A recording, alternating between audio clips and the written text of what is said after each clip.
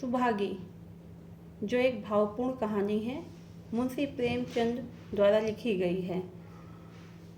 तुलसी महतो अपनी लड़की सुभागी से बहुत प्यार करते थे। छोटी उम्र में भी वह घर के काम में चतुर और खेती बाड़ी के काम में निपुण थी। उसका भाई रामू, जो उम्र में बड़ा था, बड़ा ही कामचोर और आवारा था। तुलसी ने सुभागी और रामू दोनों की शादी कर दी। थोड़े दिन बीते, अचानक एक दिन बड़ी विपदा आ गई। सुभागी बहुत छोटी उम्र में ही विधवा हो गई। सुभागी के दुख की तो कोई सीमा नहीं ना थी। बेचारी को अपना जीवन पहाड़ लगने लगा था। कुछ साल बीते, लोग तुलसी महतो पर दबाव डालने लगे कि लड़की की कहीं दूसरी शादी कर दो। आजकल कोई इसे बुरा नहीं मानता है, तो क्यों सोच विचार करते हो। तुलसी ने कहा, भाई मैं तो तैयार हूँ, लेकिन जब सुभागी भी माने, वह किसी तरह राजी नहीं होती। हरिहर ने सुभागी को समझाकर कहा, बेटी हम तेरे ही भले के लिए कहते हैं। माँ बाप अब बूढ़े हो गए हैं, उनका क्या भरोसा। तुम इस तरह कब तक बैठी रहोगी। सुभागी ने सिर झुकाकर कहा, आपकी बात समझ रही हूँ, लेकिन मेरा मन शादी करने को नहीं कहता। मुझे आराम की चिंता नहीं है, मैं सब कुछ झेलने को तैयार हूँ।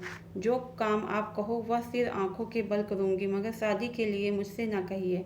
उजड्ड रामू बोला, तुम अगर सोचती हो कि भैया कमाएंगे और मैं बैठी मौज करूँगी, तो इस भरोसे ना रहना।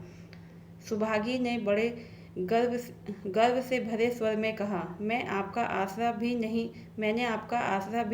नहीं किया, और भगवान ने चाहा तो कभी करूँगी भी नहीं। अब सुभागी उनके साथ रहने लगी। उसने घर का सारा काम संभाल लिया। बेचारी पहर रात से उठकर कूटने पीसने में लग जाती, चौका बर्तन करती, गोबर थापती, खेत में काम करने चली जाती। दोपहर को आकर जल्दी जल्दी खाना पकाकर सबको खिलाती। रात को कभी माँ के सिर में तेल लगाती, कभी उसकी देह दबाती।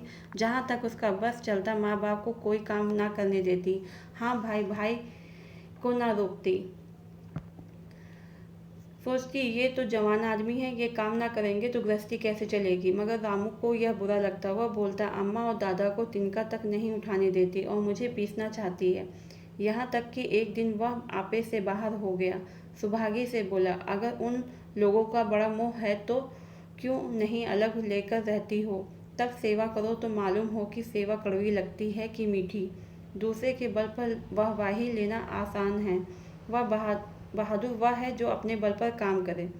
सुभागी ने तो कुछ जवाब ना दिया। बात बढ़ जाने का भय था, मगर उसके माँ बाप बैठे सुन रहे थे। महतो से ना रहा गया। बोले, क्या है रामू, उस गरीबन से क्यों लड़ते हो। रामू पास आकर बोला, तुम क्यों बीच में कूद पड़े, मैं तो उसको कह रहा हूँ। तुलसी, जब तक मैं जीता हूँ तुम उसे कुछ नहीं कह सकते। मेरे पीछे जो चाहे करना। बेचारी का घर में रहना मुश्किल कर दिया है। रामू, आपको बेटी बहुत प्यारी है तो उसे गले में बांध कर रखिए। मुझसे तो नहीं रुका जाता। तुलसी, अच्छी बात है, अगर तुम्हारी यही मर्जी है तो यही होगा। मैं कल गांव के आदमियों को बुलाकर बंटवारा कर दूंगा। तुम चाहे अलग हो जाओ, सुभागी अलग नहीं होगी। रात को तुलसी लेटे तो वह पुरानी बात याद आई, जब रामू के जन्मोत्सव में उन्होंने रुपए कर्ज लेकर जलसा किया था, और सुभागी पैदा हुई तो घर में रुपए रहते हुए भी उन्होंने एक कौड़ी खर्च न की। पुत्र को रत्न समझा था, पुत्री को पूर्व जन्म के पापों का दंड।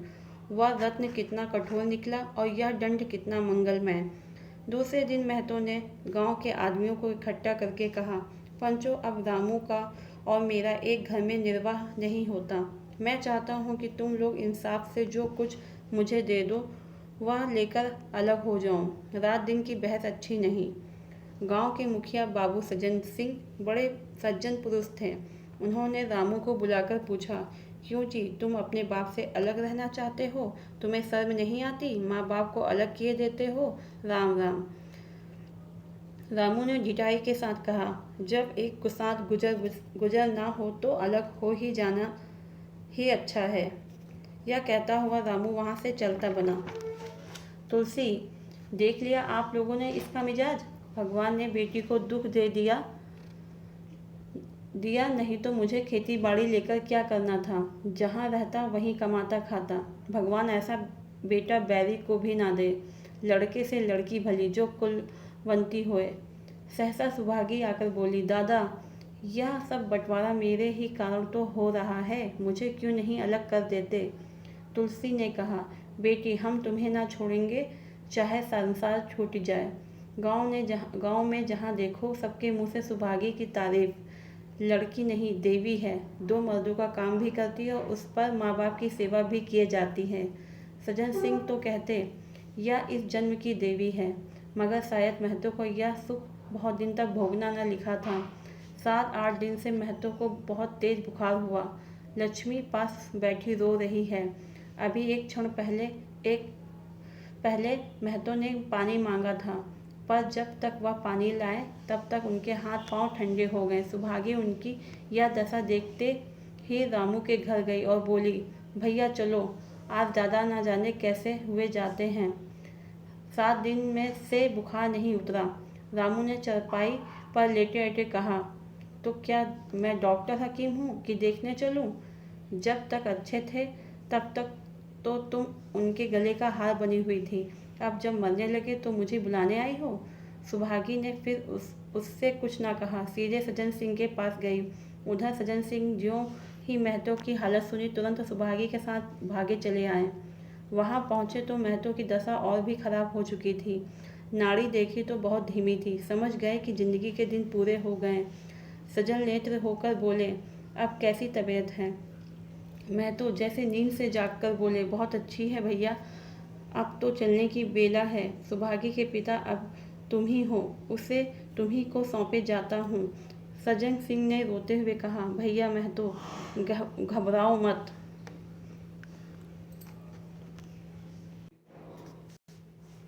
भगवान ने चाहा तो तुम अच्छे हो जाओगे।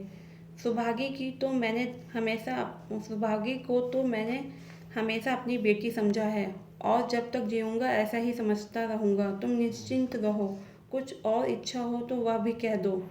महतो ने विनीत नेत्रों से देखकर कहा, और नहीं कहूँगा भैया, भगवान तुम्हें सदा सुखी रखे। सजन, रामू को बुलाकर लाता हूँ, उससे जो भूल चूक हो क्षमा कर दो। महतो, नहीं भैया, उस पापी का मुंह मैं नहीं देखना चाहता।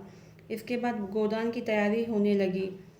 रामू को गांव भर इसके बाद गोदान की तैयारी होने लगी। रामू को गांव भर ने समझाया, पर वह अंत्येष्टि करने को राजी न हुआ। कहा, जिस पिता ने मरते समय मेरा मुंह देखना स्वीकार न किया, वह मेरा न पिता है न मैं उसका बेटा हूँ।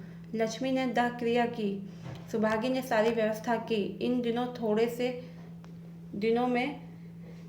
से दिनों में सुभागी ने ना जाने कैसे रुपए जमा कर लिए थे। जब 13वीं का सामान आने लगा तो गांव वालों की आंखें खुल गई। 13वीं के दिन सारे गांव के लोगों का भोज हुआ। चारों तरफ वाहवाही मच गई। पिछले पहर का समय था, लोग भोजन करके चले गए थे। लक्ष्मी थक कर सो गई, केवल सुभागी बची हुई चीजें उठा उठा कर रख रही थी कि ठाकुर सज्जन सिंह ने आकर कहा, अब तुम भी आराम करो बेटी, सवेरे यह काम कर लेना। सुभागी ने कहा, अभी थकी नहीं हूँ दादा, आपने जोड़ लिया कुल कितने खर्च हुए? सज्जन, यह पूछकर क्या करोगी बेटी? सुभागी, कुछ नहीं, यूं ही। सज्जन, कोई 3000 रुपये होंगे। सुभागी ने सकुचाते हुए कहा, मैं इन रुपयों की देनदार हूँ। पति के देहांत के बाद से ही लक्ष्मी का दाना पानी छूट गया। सुभागी के आग्रह पर चौके में जाती, मगर निवाला गले के नीचे न उतरता। 50 वर्ष हुए, एक दिन भी ऐसा न हुआ कि पति के बिना खाए उसने खुद खाया हो। अब उस नियम को कैसे तोड़े? आखिर उसे खांसी आने लगी। दुर्बलता ने जल्द ही खाट पर डाल दिया। सुभागी अब क्या करे? ठाकुर साहब के रुपए चुकाने के लिए दिलो जान से काम करने की जरूरत थी। यहाँ माँ बीमार पड़ गई, अगर बाहर जाए तो माँ अकेली रहती है, उसके पास बैठे तो काम कौन करे? माँ की दशा देखकर सुभागी समझ गई कि इनका अंतिम समय भी आ पहुँचा। महतो को भी यही बुखार था। गांव में और किसी फुर्सत थी जो दौड़ धूप करता? सज्जन सिंह दोनों वक्त आते। लक्ष्मी की दशा बिगड़ती जा रही थी, यहाँ तक कि 15वें दिन वह भी संसार से विदा ले गई। सुभागी को उसने आशीर्वाद दिया, आशीर्वाद दिया। तुम्हारी जैसी बेटी पाकर मैं तर गई। मेरा क्रियाक्रम तुम ही करना। मेरी भगवान से यही प्रार्थना है कि अगले जन्म में भी तुम मेरी कोख से ही जन्म लो। माता के देहांत के बाद सुभागी के जीवन का केवल एक लक्ष्य रह गया, सज्जन सिंह के रुपए चुकाना। 3 साल तक सुभागी ने रात को रात और दिन को दिन ना समझा। उसकी कार्य शक्ति और हिम्मत देखकर लोग दांतों तले उंगली दबाते थे। दिन भर खेती बाड़ी का काम करने के बाद वह रात को आटा पीसती। 30वें दिन 300 रुपये लेकर वह सज्जन सिंह के पास पहुंच जाती। इसमें कभी नागा ना पड़ता। अब चारों ओर उसकी सगाई के पैगाम आने लगे। सभी उसको अपने घर की बहू बनाना चाहते थे। जिसके घर सुभागी जाएगी उसके भाग्य फिर जाएंगे। सुभागी यही जवाब देती। अभी वह दिन नहीं आया। जिस दिन सुभागी ने आखिरी किस्त चुकाई उस दिन उसकी खुशी का ठिकाना न था। आज उसके जीवन का कठोर व्रत पूरा हो गया। वह चलने लगी तो सज्जन सिंह ने कहा, बेटी तुमसे एक प्रार्थना है, कहूँ मगर वचन दो कि मानोगी। सुभागी ने कृतज्ञ भाव से देखकर कहा, दादा आपकी बात ना मानूंगी तो किसकी बात मानूंगी। सज्जन, मैंने अब तक तुमसे इसलिए कुछ नहीं कहा क्योंकि तुम अपने को मेरा देनदार समझ रही थी। अब रुपए चुका दिए, मेरा तुम्हारे ऊपर कोई एहसान नहीं है। बोलो, कहूँ। सुभागी, आपकी जो आज्ञा हो। सज्जन, देखो इनकार ना करना, नहीं तो मैं तुम्हें अपना मुंह फिर ना दिखाऊंगा। सुभागी, क्या आज्ञा है। सज्जन, मेरी इच्छा है कि तुम मेरे घर की बहू बनकर मेरे घर को पवित्र करो। मैं जात पात में विश्वास करता हूँ मगर तुमने मेरे सारे बंधन तोड़ दिए। मेरा लड़का तुम्हारे नाम का पुजारी है, तुमने उसे देखा है। बोलो, मंजूर करती हो। सुभागी, दादा इतना सम्मान पाकर पागल हो जाऊंगी। सज्जन, तुम्हारा सम्मान भगवान कर रहे हैं बेटी, तुम साक्षात भगवती का अवतार हो। सुभागी, मैं तो आपको अपना पिता समझती हूँ। आप जो कुछ करेंगे मेरे भले के लिए ही करेंगे। आपका हुक्म कैसे टाल सकती हूँ। सज्जन सिंह ने उसके माथे पर हाथ रखकर कहा, बेटी तुम्हारा सुहाग अमर हो। तुमने मेरी बात रख ली, मुझसा भाग्यशाली संसार में और कौन होगा। यदि आपको मेरा ये पार्ट पसंद आया तो मेरे चैनल को सब्सक्राइब और लाइक ज़रूर कर दीजिएगा। Thank you.